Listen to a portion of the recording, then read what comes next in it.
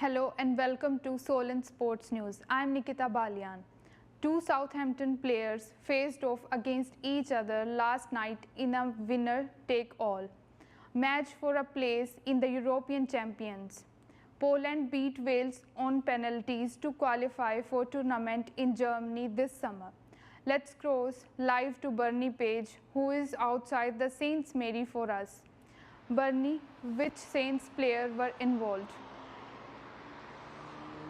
Yeah, thanks for that, Nikita. Despite no club football going on yesterday, there was still a major rivalry as two Southampton players went head-to-head with Poland's Jan Bednarek and Wales's David Brooks, finding out who was going to qualify for this summer's European Championships in Germany. David Brooks only played 7 minutes for Wales last night, despite being replaced by Nathan Broadhead, despite replacing Connor Roberts late in the second half. Meanwhile, winger Dan James missed the penalty that saw Poland qualify thanks to a Wojciech Szczesny save. However, manager Rob Page is still happy with Dan James's performance and also gave an update on why David Brooks only played such little football. We knew we had a problem with Connor with his thigh at half time, and we tried to get him to play as long as he could. He lasted, 70 minutes. We wanted to get DJ on the top of the pitch because he's a constant threat, and he was posing a threat, but he was our alternative. We wanted to have a positive change, so we put a winger as a wing back, and DJ done really well there for us. And he's took one for the team tonight. So yes, it was him that missed that last penalty, but for what he's given the team and what he gives the squad is incredible. Brooksy's been ill since Thursday. He's not trained a minute on grass, so it was a gamble. But somebody of Brooksy's quality wanted to get him on the pitch, but realised straight away he didn't have a run in him, and he admitted that. He said that. So that was again a tough one, and then we had to make another change and put Brody on instead because we just wanted to get across the line and make sure that we had legs to do that.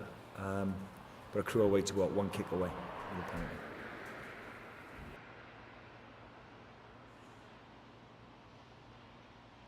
Wales haven't beaten Poland since 1973, which is the first time that the two sides met. However, for last night's contest, Wales were deemed to be the favourites.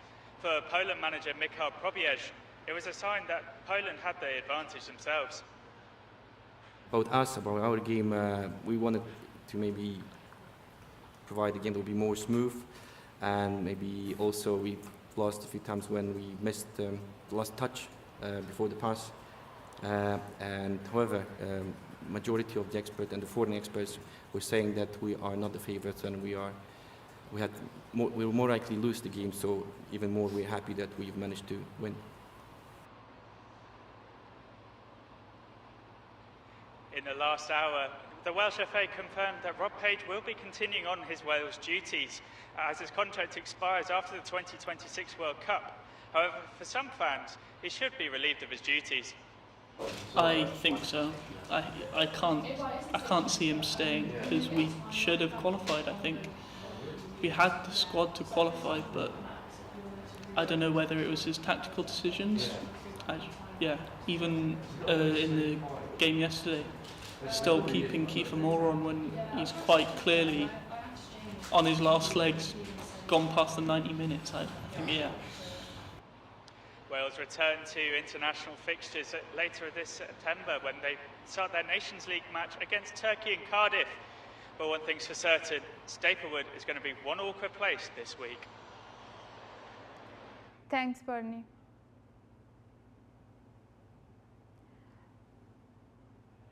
England drew 2-2 with Belgium last night in the international friendly.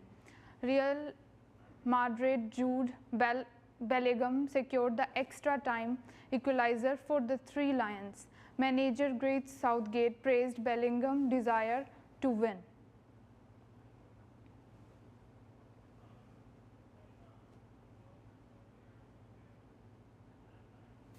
Jude, of course, is the headline, and that competitive spirit, that desire not to lose, desire to win, in the end was decisive in getting the late goal. But I thought the whole team showed that throughout the game. England under-21s beat Luxembourg 7-0 to stay in contention for a spot in 2025 European Under-21 Championship. They remain second in their group behind Ukraine, who they previously lost to. England have now scored 32 goals in 7 matches as they look to reach Slovakia next summer. Southampton were knocked out of the Hemisphere Cup last night against non-league opposition. Our Saints young team lost 3-1 at AFC Portchester in the semi-finals of the Servio Men's Senior Cup. Southampton took the lead, but the Wessex Premier side fought back to win. Make sure you join us in May as we will be live streaming the Men's and Women's Hemisphere Cup final for you. Members of Solent Strength Club will be representing the university next month at the British Junior Championship. Our reporter Callum Kemp went to see them at their last inter-university tournament to see them compete.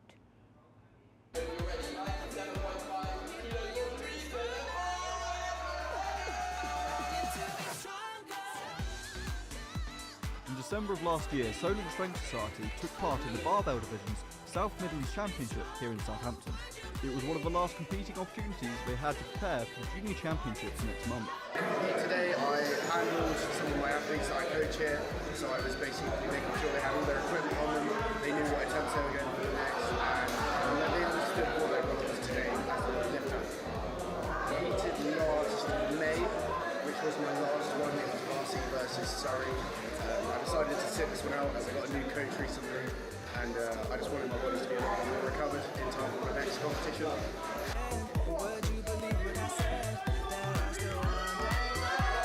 Yeah, it was my first comp, so I was fully experienced to see how it can run, but yeah, it was really fun. How did you get on in all 3 of the different lifts? Yeah, so with my squat, my second attempt I failed, so going into the third attempt was scary as I didn't know how it was going to play out, but in the end it went fine.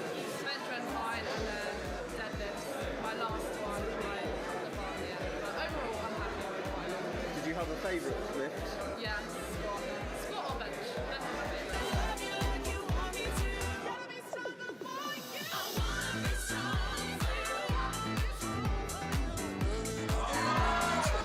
Every time that we train, mostly 4 times a week, we have the chance to train all together, so we can share tips between each other, and it's nice, to train in an environment where you have your friends and train at the same time with them and do the same sports all together. You get the chance to train with very strong people who are willing to achieve records. National records, European records, and even world records. It's really, really interesting. Despite coming 4th last year, the team had pushed themselves and are continuing to do so. Solent Strength Club are working together to ensure their success in April. World's number 1 Novak Djokovic has split with coach Goran Ivanisevic.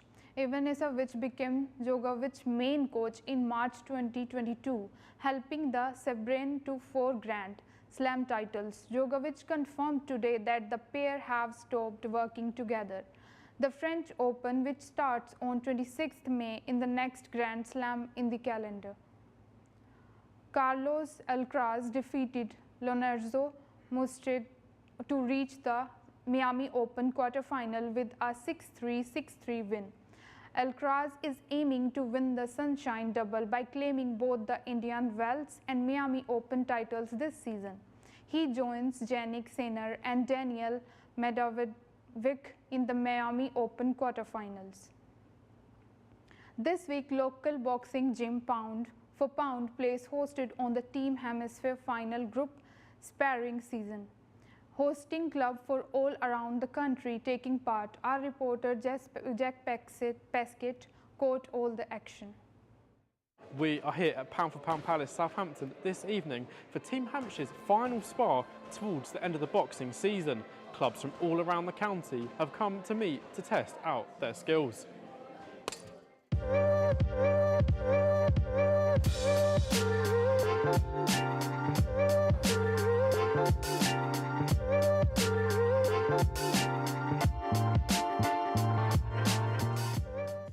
Fighters aged 16 to 24 stepped in the ring to become familiar with potential future opponents.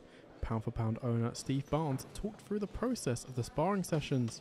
People like a quick sort of warm-up drill, a few technical bits to get their brain stimulated, and then they can go into sparring.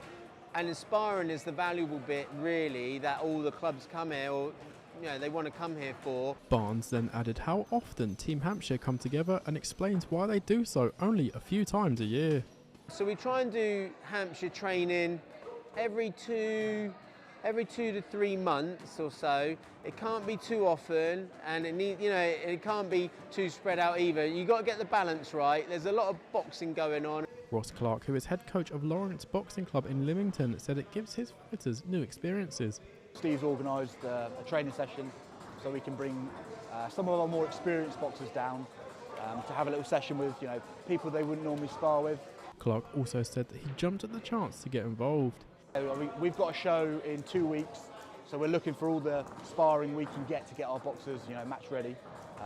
So yeah, when this came up, I jumped at the chance. Phoenix Boxing Club coach Dean Carroll travelled from the Isle of Wight and described the event as essential. Absolutely essential, really, if you want the development for everyone. And it's also good for a community thing because boxing's quite tight-knit, so it's nice to see all the coaches and sort of who you're going to be bouting on the circuit and stuff, so it is nice. The next Hampshire Fight Night is just under a month's time. Jack Paskett, Solent Sports News at Pound for Pound Palace. Austin Martin will not appeal the penalty against Fernando Alonso. The Spaniard was deemed to have potentially dangerous driving at the Australian Grand Prix.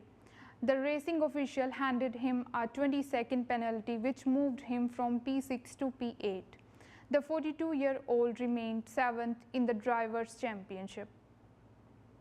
That's all we've got time for, but we will be back at the same time tomorrow. I hope you can join us for 11:30 in the morning.